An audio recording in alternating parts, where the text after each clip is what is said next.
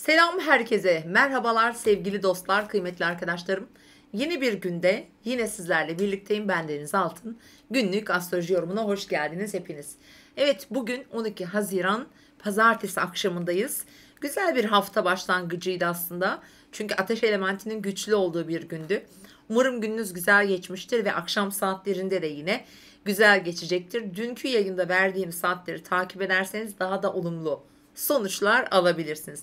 Evet, biz bugün 13 Haziran Salı gününden bahsedeceğiz. Salı günü gökyüzünde neler var, gezegenler bize nasıl etkiler yapıyor, biz onları nasıl değerlendireceğiz? Hep birlikte başlayalım. Öncelikle haftalık burç yorumlarınızı izlemeyen arkadaşları burada hatırlatmak istiyorum. Lütfen izleyin. Bu haftanın olasılıklarından bahsettiğim, her burç için ayrı ayrı yayın yaptığım yayınlar şu anda yayında. İzlemeyen arkadaşlar izlesinler. Evet, biz bakıyoruz şimdi. Salı günü Ay Koç burcunda yine bugünkü enerjilerin bir devamı olacak bugün. Yine Ay Koç burcunda. Yalnız bugün biraz sarsıcı etkiler var. O da öğleden sonraki, yani akşam saatlerine doğru. Önce onunla başlamak istiyorum. Ay Plüto karesi olacak ve akşam 21-25'te Ay boşluğa giriyor. Hemen ardından, çok fazla uzun sürmüyor, 21.30'da da Ay Boğa burcuna geçecek. Yani sadece 5 dakikalık bir boşluk var bugün. Yani gün boyu saat 21.30'a kadar Ay Koç burcunda olanca hızıyla bizim günümüzü aktifleştirecek. Yeni konulara girişmek veya başlamak, cesaret etmek için tıpkı dünkü gibi bugün de inisiyatif alabilirsiniz. Gece 9'dan, yani akşam 9'dan sonra bambaşka bir enerji aktifleşecek. Ayın Boğa burcuna geçmesiyle biraz böyle rahatlıyoruz, sakinleşiyoruz. Daha rahat, daha sakin ve biraz daha güvenli hareket etmek isteyeceğiz. Oysa ki Koç öyle mi? Koç hemen hızlıca bir şeyleri sonuca götürmek için bize cesaret verir. Aslında olması gereken budur. Mesela genellikle Koç ya da ateş elementleri eksik olduğunda gökyüzünde mesela biz bir şey yapmak için harekete geçemeyiz. O yüzden Koç zodyanın ilk burcudur ve her ay bizim için böyle bir 2,5 gün sunar ve buna bizim çok ihtiyacımız vardır. Ön yargılı davranmayın burçlara diye burada da altını çizmek istiyorum. Her burcun bir vazifesi vardır ve hepsinin hayatımızda da hepsine ihtiyacımız var. Şimdi genel olarak gün genelinde şöyle enerjiler var. Bakın, bu gece hemen 13'üne geçtik. Saat 02 sıralarında Ay Şiron'la kavuşuyor. Şiron biliyorsunuz yaralı şifacımız. İyileştirmemiz gereken yerler, işte travmalarımız, iyileşemediğimiz yerlerimiz, mesela şifa, bir yandan şifalanır, bir yandan şifalandırır orası. İşte bu gece böyle bir gece yaşayacağız. Gece saatlerinde kendimizle barışamadığımız yüzlerimizi burada ortaya koyabiliriz. Veya gerekli bazı durumlar olduğunda, mesela inisiyatif kullanamayız ya bazen. Oralarda inisiyatif alabiliriz. Yani güzel bir enerji bu. Fakat gün içerisinde 12 gibi öğle saatlerinde Venüs'ün Satürn'e bir 150'li var. Genellikle Venüs-Satürn 150'likleri, ki Jüpiter'le de biliyorsunuz bir dik açısı var ve bu hafta şu anda aktif. İşte bu ilişkileri biraz dikkat çekmek gerekiyor. Bu ne demek derseniz, ilişkilerimizde her türlü ilişki, altını çiziyorum, tamamlanmamış bazı evrelerin bir daha gündemimize geldiği, bir tedavinin süresi boyunca mesela başa dönmeler, aynı işlemi bir daha yapmak gibi ve onun yanı sıra burada tekrar altını çizmek istiyorum. 150'likler koparıcı da, bıraktırıcı, bölücü, bazen zaman zaman gereken şeyleri bırakırız ama zorlayıcı olabiliyor. O yüzden bugün özellikle öğle saatlerinde ilişkilere dikkat diyelim.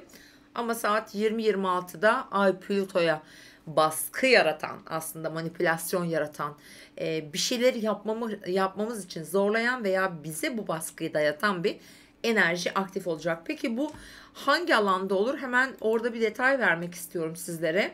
Şu ana göre, yani anın haritasına göre baktığımda bu genellikle sosyal çevreden gelebilir. Mesela sosyal projeler, etkinlikler, bir konu üzerinde bir süreç vardır. Orada bir aksilik çıkabilir. Orada bir kopma gibi bir durum olabilir. Bu daha çok ilişkiler değil de ekip ve grup çalışmalarında bazılarımız için olumsuz sonuçlanabilir. Onu da aslında derecesini söyleyeyim sizlere. Boğa burcuna geçecek ya ay akşam saatlerinde. Yani sabit grup burçların ilk dereceleri burada bundan etki alabilirler. Evet, gece saatlerinden itibaren artık ayımız Boğa burcuna geçmiş olacak arkadaşlar. Sakin, dingin, huzurlu bir ortam arıyoruz. Böyle bir enerji istiyoruz hayatımızda.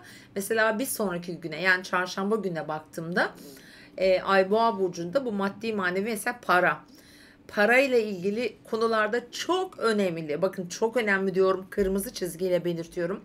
Bir, çarşamba, perşembe geliyor. Maddi konulardaki dinamikler sevgiye dayalı, işte güvene dayalı konular daha çok burada ön plana çıkacak.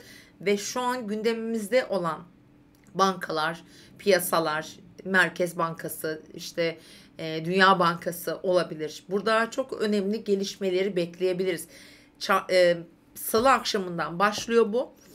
Çarşamba günü önemli açıklamalar duyacağız. Çünkü ay hem Jüpiter'le hem düğümlerle kavuşacak. Bu iyi bir şeydir. Bu şanslı bir şeydir. Bazılarımız için çok şanslı, para kazandıran, fırsatlar getiren bir gece başlıyor. Salı akşamından sonra, yani ayın 14'üne doğru gittiğimizde buradan da bunun müjdesini vermiş olalım.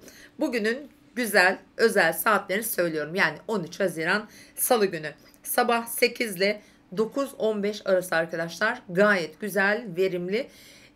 Bizim içinden çıkamadığımız konuları bir başkasının desteğiyle çıkmamızı sağlayabilir. Unutmayın bunu.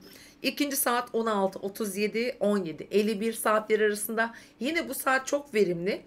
Bunu da hangi alanda kullanabileceğimizi biraz vurgulamak isterim sizlere. Şimdi şöyle, ay tabi ateş elementinde olduğunda tabi Venüs hala işte Aslan burcunda ya, mesela bu ilişkilerle ilgili, güzellik, estetik, bakım gibi, kendimizle ilgili, mesela altın, para piyasaları yine. Burada şifa verici bir saat olabilir bu. 16:37-17:51. Son saatimizde 23:24-00:15 aralığında gece saatlerine denk geliyor. O saatlerde bir huzur arayışı içinde olacağız. Çünkü Ay Boğa burcuna geçecek. Yine hesaplar, yine kitaplar var ama şimdi oturup bir kahve alıp bir kitap okumak, bir müzik dinlemek, kendinizi, ruhunuzu şifalandırmak için, işte meditasyonlar yapmak, terapiler yapmak için çok güzel bir saat olacak değerli dostlarım. Evet, bu haftanın haftalık yorumlarda bahsetmiştim. Ay Boğa burcuna geçerek tabii ki Jüpiter'le kavuştuğunda, çarşamba günü gerçekleşecek bu. Venüs'te dik açısını kesinleştiriyor. Bu yine bizim yine para piyasaları, işte genellikle bizi zorlayan koşulları aktif edebilecek bir gün.